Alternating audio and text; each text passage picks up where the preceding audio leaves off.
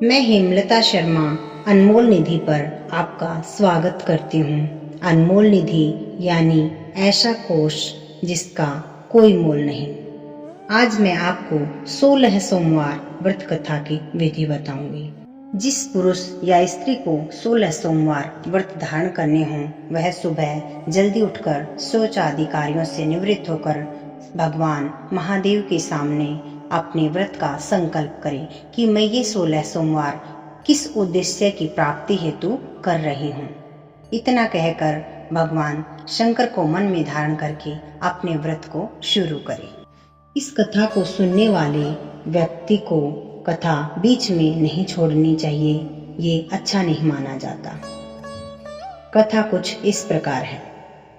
मृत्युलोक में भ्रमण करने की इच्छा करके एक समय श्री भूतनाथ भगवान भोलेनाथ माता पार्वती के साथ मृत्युलोक में पधारे। भ्रमण करते करते दोनों विदर्भ देशांतर्गत अमरावती नाम की अति रमणीक नगरी में पहुँचे।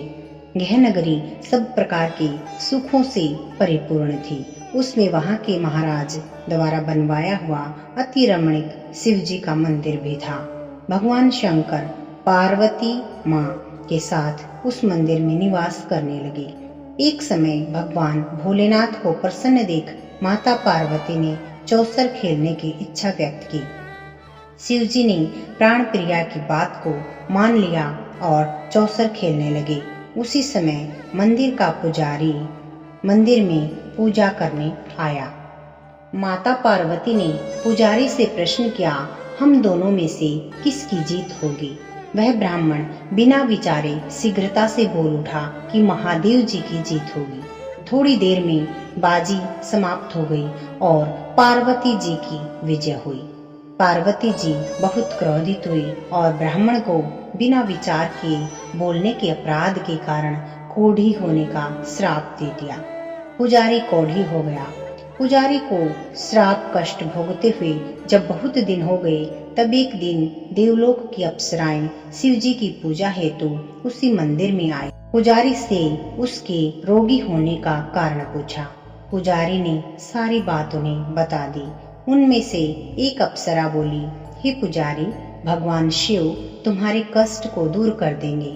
तुम भक्ति भाव से सब व्रतों में 16 सोमवार का व्रत किया करो। पुजारी ने जब व्रत की विधि पूछी तो अप्सरा ने बताया, सोमवार को भक्ति के साथ व्रत करें, स्वच्छ वस्त्र पहने, संध्या व उपासना के बाद आधा सेर गेहूं का आटा लें, उसके 3 हिस्से करें और घी, गुड़, दीप, नैवेद्य, पुंगी फल, बेलपत्र, जनेऊ, जोड़ा, चंदन, अक्षत, पुष्प आदि के द्वारा प्रदोष काल में भगवान शंकर का विधि पूर्वक पूजन करें। तत्पश्चात 3 हिस्सों में से एक शिव जी को अर्पण करें, बाकी 2 को शिव जी का प्रसाद समझकर उपस्थित जनों में बांट दें और आप भी प्रसाद पाएं। इस विधि से 16 सोमवार व्रत करें। 17वें सोमवार को पाव सेर पवित्र गेहूं के आटे की बाटे बनाएं, उसमें घी और गुड़ मिलाकर चूरमा बनाएं। भगवान भोलेनाथ को भोग लगाकर उपस्थित भक्तों में बांटें। इसके बाद कुटुंब सहित प्रसाद लें। ऐसा करने से आपके सभी मनोरथ पूर्ण होंगे। ऐसा कहकर अप्सराएं स्वर्ग को चली गई। ब्राह्मण ने यथाविधि 16 सोमवार व्रत किया तथा भगवान शिव की कृपा से रोग मुक्त होकर आनंद से रहने लगा। कुछ दिन बाद शिव जी और पार्वती फिर उस मंदिर में पधारे। ब्राह्मण को निरोगी देख पार्वती जी ने ब्राह्मण से रोग मुक्त होने का उपाय पूछा तो ब्राह्मण ने 16 सोमवार व्रत की कथा सुनाई।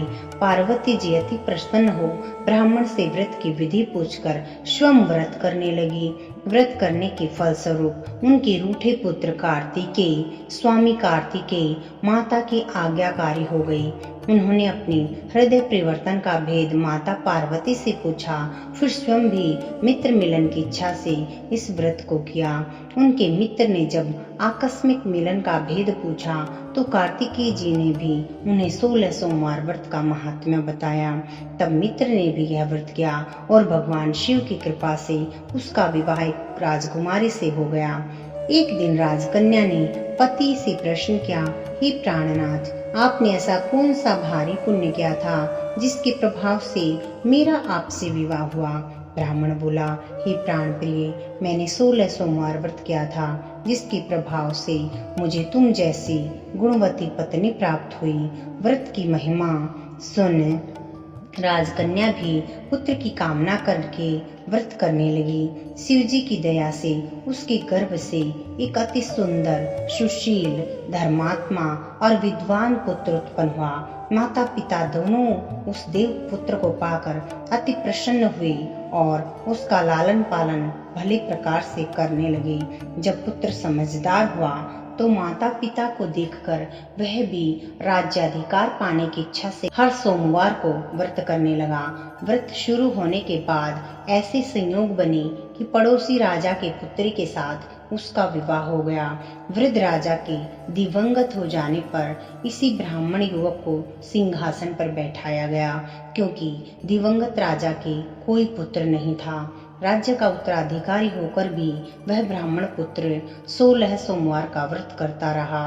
जब 17वां सोमवार आया तो विप्र पुत्र ने अपनी प्रियतमा से पूजन सामग्री लेकर शिव पूजा के लिए शिवालय चलने को कहा, परंतु उसकी पत्नी ने उसकी आज्ञा की परवाह न की।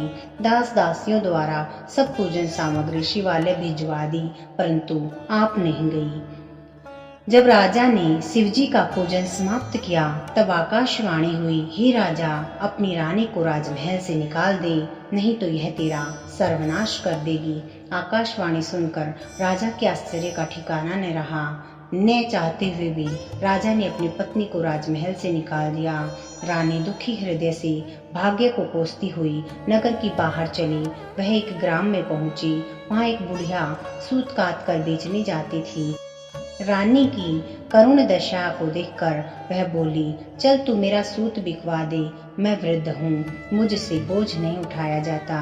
रानी ने बुढ़िया के सिर से सूत की गठरी उतारकर अपने सिर पर रख ली। तभी तेज आंधी आई और बुढ़िया का सूत पोटली सहित उड़ गया। बुढ़िया ने भी उसे अपने घर से निकाल दिया। इसके बाद रानी एक तेली के घर गई। शिवजी के प्रकोप के कारण तेली की सभी मटके उसी क्षण चटक गई। तेली ने भी रानी को अपने घर से निकाल दिया। अत्यंत दुख पाती हुई रानी एक नदी के तट पर गई तो नदी का समस्त जल सूख गया। तत्पश्चात रानी वन में गई।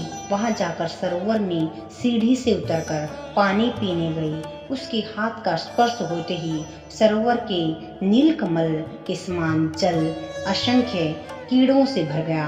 रानी ने भाग्य पर दोषारोपण करते हुए उस जल को पीकर पेड़ की शीतल छाया में विश्राम करना चाहा, परंतु रानी जिस पेड़ के नीचे जाती उस पेड़ के पत्ते तत्काल गिर जाते।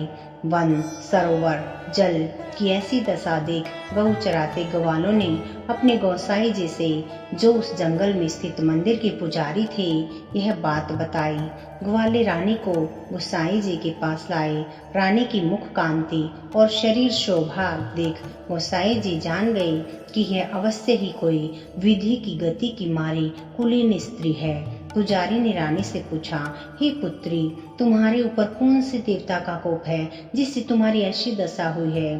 पुजारी की बात सुन रानी ने शिवजी महाराज के पूजन का बहिष्कार करने की बात बताई तो पुजारी शिवजी महाराज की अनेक प्रकार से स्तुति करते हुए रानी से बोले कि पुत्री, तुम सब मनोरथ पूर्ण करने वाले 16 सोमवार व्रत को करो, उसके प्रभाव से अपने कष्टों से मुक्त हो सकोगी। गोसाई जी की बात मानकर रानी ने 16 सोमवार व्रत किए और 17वें सोमवार को विधि विधान सहित पूजन किया। उस पूजन के प्रभाव से राजा के हृदय में विचार उत्पन्न हुआ कि रानी को गई बहुत समय व्यतीत हो गया, न जाने कहाँ कहाँ भटकती होगी, उसे ढूंढना चाहिए। यह सोच रानी को तलाश करने के लिए राजा ने चारों दिशाओं में दूत भेजे। वे दूत रानी को ढूंढते हुए पुजारी के आश्रम में पहुँचे। वहाँ रानी को पाकर अपने साथ ले जाने का आग्रह करने लगे, परंतु पुजारी ने मना कर दिया। दूत चुपचाप लौट आए और महाराज को रानी का पता बतलाया। रानी का पता पाकर राजा स्वयं पुजारी के आश्रम में गए और पुजारी से प्रार्थना करने लगे, महाराज, जो देवी आपके आश्रम में रहती हैं वह मेरी पत्नी है। शिव जी के कोप से मैंने इनका त्याग कर दिया था। अब इस पर से शिव जी का प्रकोप शांत हो गया है, इसलिए मैं इन्हें लेने आया हूँ। आप इनको मेरे साथ जाने की आज्ञा दीजिए। गोसाई जी ने रानी को राजा के साथ जाने की आज्ञा दे दी। गोसाई जी की आज्ञा पाकर रानी प्रसन्न होकर राजा के साथ नगर में आई। नगरवासियों ने नगर के द्वार तथा नगर को तोरण एवं बंधनवारों से विविध विधि से सजाया। घर घर में मंगल गान होने लगे। पंडितों ने वेद मंत्रों का उच्चारण कर अपनी राजरानी का स्वागत किया। ऐसी अवस्था में रानी ने पुनः अपनी राजधानी में प्रवेश किया। महाराज ने ब्राह्मणों को अनेक तरह से दान आदि देकर संतुष्ट किया। इस प्रकार शिव जी की कृपा से अनेक सुखों को भोगने के तत्पश्चात दोनों शिवपुरी को पधारे। जो मनुष्य मनसा वाचा कर्मणा भक्ति सहित 16 सोमवार का व्रत एवं पूजन इत्यादि विधिवत करता है, वह इस लोक में समस्त सुखों को भोग कर अंत में शिव धाम को प्राप्त होता है।